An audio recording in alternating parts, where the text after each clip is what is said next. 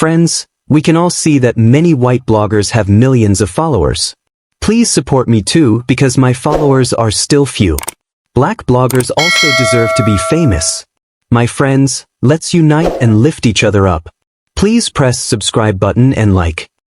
Calvin Dunmore was just an ordinary man living in Concord, North Carolina, when an unexpected knock on his door turned his life upside down.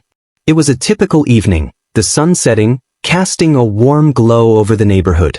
Calvin had just finished rinsing a plate in the kitchen when he heard 3 sharp knocks that echoed through his home. He dried his hands and approached the door, a sense of unease settling in his chest. When he opened it, he was met by 2 men in tactical vests emblazoned with the words, HOA Enforcement Division. They looked official enough, but something felt off. "Mr. Dunmore," the taller one said, his voice rehearsed and cold. "You've been found in violation of neighborhood code. You are required to vacate this property within 48 hours. Calvin blinked, disbelief washing over him. "What are you talking about? I own this house. I paid off the mortgage 7 years ago." The shorter man stepped forward, his mirrored sunglasses reflecting the fading light. "Doesn't matter. You're out of compliance. We've been authorized to serve notice."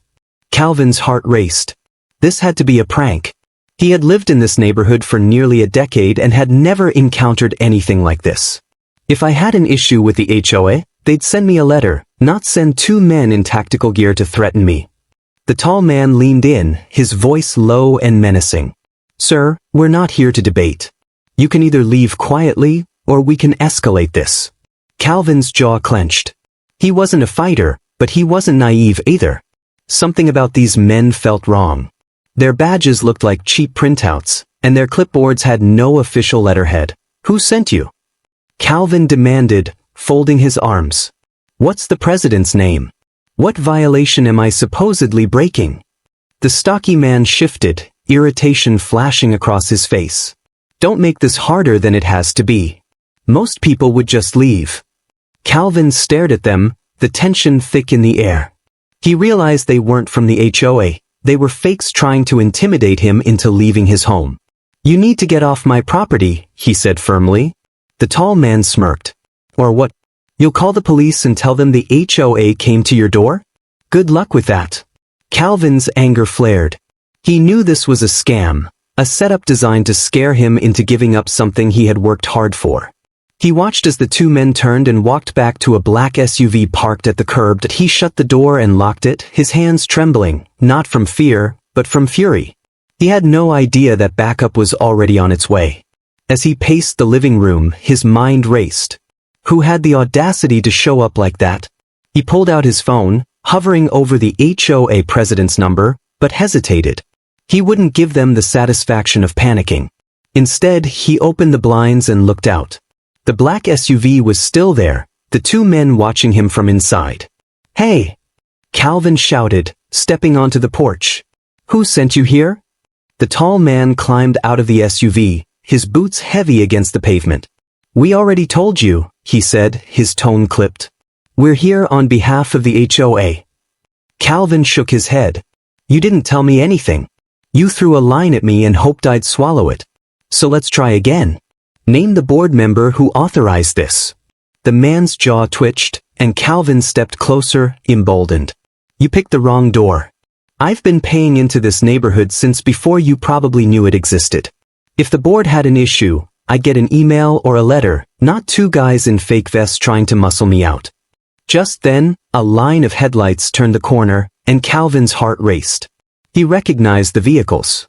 His friends were here, 6 former Navy SEALs who would turn this night upside down in ways the imposters never expected. As the SUVs came to a stop, Calvin felt a surge of relief. The imposters stiffened, their earlier arrogance faltering as Jonas Redden, the leader of the group, stepped forward. "Cal, what's going on here?" Calvin gestured toward the 2 men. "These clowns say they're from the HOA and told me I have to pack up and leave my house in 2 days. Jonas exchanged glances with his friends, and Pierce Lockhart let out a sharp laugh. "You've got to be kidding me. HOA enforcement? Never heard of that." The tall imposter tried to assert control. "This is official business. It doesn't concern you." Jonas didn't budge. It does concern us. You just made it our business. The shorter imposter shifted nervously as Calvin's friends surrounded him, forming a wall of muscle and authority. You think you can intimidate this man? Jonas said, his voice steady.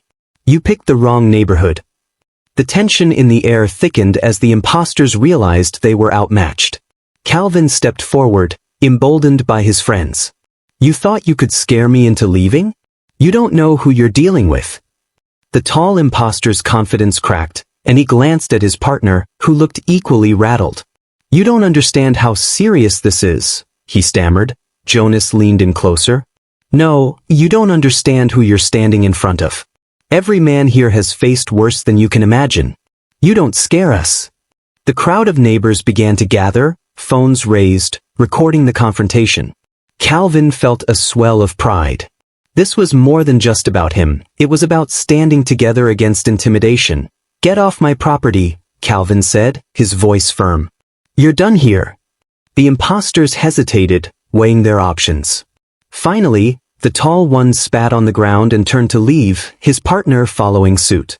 As they climbed into their SUV, the crowd erupted in cheers, relief washing over the neighborhood.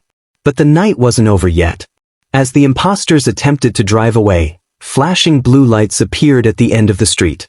Real police officers had arrived, boxing in the SUV. Calvin watched as the officers approached, commanding the imposters to exit the vehicle. The tall one raised his hands reluctantly, while the shorter one muttered under his breath.